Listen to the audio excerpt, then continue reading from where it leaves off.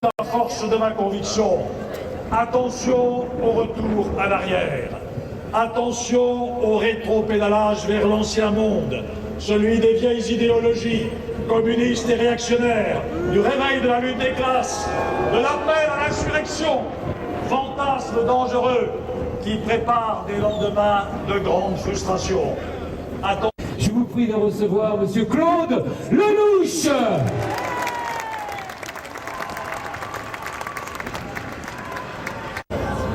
Vous savez, après 50 ans de cinéma, et après avoir observé les hommes et les femmes de très très près, la seule certitude à laquelle je suis arrivé, c'est que les choses ne se passent jamais comme on les avait imaginées, jamais. Les prochaines années, nous allons avoir besoin d'un très grand metteur en scène. Et ce metteur en scène, aujourd'hui, j'ai l'intime conviction que c'est Nicolas. Mes chers amis, merci d'avoir répondu à l'appel de la France forte. Merci d'être venus si nombreux, si mobilisés au cœur de... Ah là là! Au cours de ces 5 années, vous avez tout subi, et tout subi en silence. Les attaques, les critiques, les caricatures. Quand on tapait sur Nicolas Sarkozy, en vérité, c'est vous qu'on visait. Vos valeurs, vos convictions, votre ambition pour la France. Le matraquage fiscal, le droit de vote des étrangers, les emplois jeunes, la culture de l'excuse, rien ne nous est épargné. François Hollande gravit chaque jour les sommets de l'irresponsabilité. On le voit dans son programme, on le voit aussi dans son bilan. Car figurez-vous que François Hollande aussi a un bilan. En Corrèze, où il dirige un département qu'il a surendetté. Au Parti Socialiste, il a dirigé pendant plus de 10 ans, en laissant proliférer de véritables systèmes mafieux et en plus avec des leçons de morale. Au XXIe siècle, en France, fait flotter les drapeaux soviétiques dans ses meetings et promet le retour des nationalisations. Voilà, mes chers amis, pourquoi François Hollande préfère attaquer Nicolas Sarkozy, affublé qu'il est de cette coalition encombrante qui le fait fuir comme une anguille. Pour lui, c'est le championnat du monde des ni oui ni non, alors qu'il faut, pour la France, un homme d'État, et c'est Nicolas Sarkozy. Et qu'elle est humaine, cette patrie qui nous rassemble. Ici, aucun cœur ne bat en solitaire, parce que nous sommes tous les membres d'une même famille qui vient de loin. De cette place de la Concorde, je vois le long chemin tracé par nos rois, par nos révolutionnaires, par nos poilus et par l'armée des ombres. Vous en êtes les héritiers. Cela veut dire que nous ne sommes pas une nation où chaque communauté ferait passer ses traditions et ses coutumes avant les lois de la République. J'ai donné rendez-vous à la France qui ne proteste pas, à la France qui ne casse pas, et à la France qui en a assez que l'on parle en son nom avec des idées qui ne sont pas les siennes.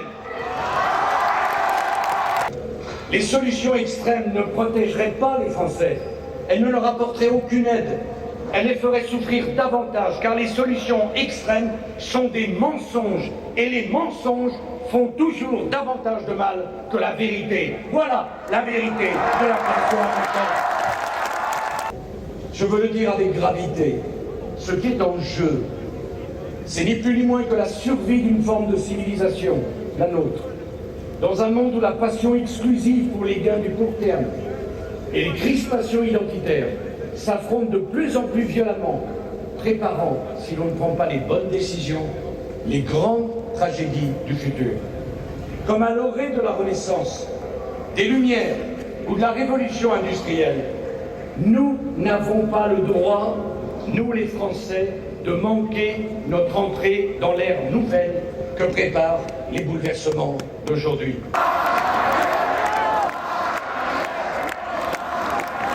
La France, c'était le nom d'une civilisation. Quand on entend la France, on entend Molière, on entend Voltaire, on entend Chateaubriand. La France n'est pas un pays comme les autres. Le choix que vous allez faire est un choix qui portera dans le monde entier. Oui, quand j'entends le mot France, j'entends la prière de Péguy à Notre-Dame de Chartres. 2000 ans de labeur ont fait de cette terre, la France, un réservoir sans fin pour les âges nouveaux. Voilà l'ère nouvelle et la responsabilité de la France. Péguy avait raison. Les 30 glorieuses du XXIe siècle, comme elle a connu les 30 glorieuses du XXe. Je vous propose de relever un défi. Celui qui consiste à renouveler l'exploit, car ce fut un exploit qu'ont accompli les hommes de l'après-guerre, qui avaient si bien tiré les leçons des grandes fautes du passé et des tragédies qu'elles avaient engendrées. Ce que je vous propose, c'est de mobiliser toutes les forces intellectuelles, morales, sociales de la nation.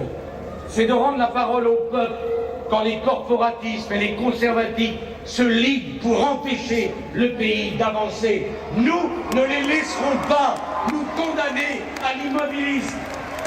Aux organisations syndicales qui n'ont que le mot statut à la bouche. La famille en France, c'est sacré. Nous ne la laisserons pas la détruire. C'est pour être protégé, pas pour laisser détruire notre identité et notre civilisation. J'ai dit ma détermination à faire changer l'Europe sur la question des frontières. Mes chers amis, j'irai jusqu'au bout. J'irai jusqu'à suspendre, s'il le faut, les accords de Schengen et à rétablir des contrôles ciblés. J'irai jusqu'à appliquer, s'il le faut, à nos marchés publics les règles que s'appliquent les Américains en accordant leurs attributions qu'aux seules entreprises qui produiront sur le continent européen. Le droit de se protéger contre la concurrence de ceux qui ne respectent aucune règle. Je revendique pour la France le droit de mettre en œuvre des politiques industrielles et de réserver une partie des marchés publics aux PME. Je revendique pour la France le droit de défendre ses valeurs, sa culture, sa langue, son modèle républicain et son identité, qui n'est pas un gros mot, parce que défendre son identité, défendre sa civilisation, ce n'est pas honteux, c'est légitime. Les années 60 a posé la question de la politique agricole commune et qu'il n'a pas été entendu. Il n'a pas hésité à faire la politique de la chaise vide. On l'a accusé de détruire l'Europe, alors qu'à ce moment-là, par cette politique-là, il a construit l'Europe pour les décennies qui allaient suivre. Deux voies sont finalement possibles. L'une imposera les solutions du passé. Au mieux, elle ne résoudra rien, puisqu'elle restera prisonnière de tous les conservatismes. Elle continuera à laisser les frontières s'effacer et la nation s'affaiblir. Au pire, elle découragera la réussite, elle ruinera les classes moyennes, sans pour autant enrichir les plus pauvres. Elle détruira la confiance des investisseurs, elle nous mettra à la merci de la spéculation, et pour s'en sortir, elle imposera au final l'austérité la plus dure qui plongera le pays dans la dépression. L'autre voie, c'est celle qui sera tournée vers l'avenir. Je vous propose de tirer les leçons des crises et d'inventer les solutions du XXIe siècle. Je vous propose de construire un nouveau modèle de croissance, une nouvelle ambition sociale, une nouvelle économie. Entre le nationalisme et le laisser-faire, je vous propose pour la nation la voie raisonnable de l'unité et de l'ouverture au monde. La vocation de la France n'est pas de s'effacer ou de se taire. La vocation de la France, c'est d'agir pour ceux qui ne peuvent pas agir. La vocation de la France, c'est de parler pour ceux qui ne peuvent pas parler. C'est d'être aux côtés des peuples qui veulent être libres, et notamment d'être aux côtés des chrétiens d'Orient quand ils sont persécutés. Une liberté sans usurpation et sans violence. Une égalité qui admettra la croissance naturelle de chacun. Une fraternité d'hommes libres. L'application du principe qui veut que tout homme commence par le travail et finisse par la propriété.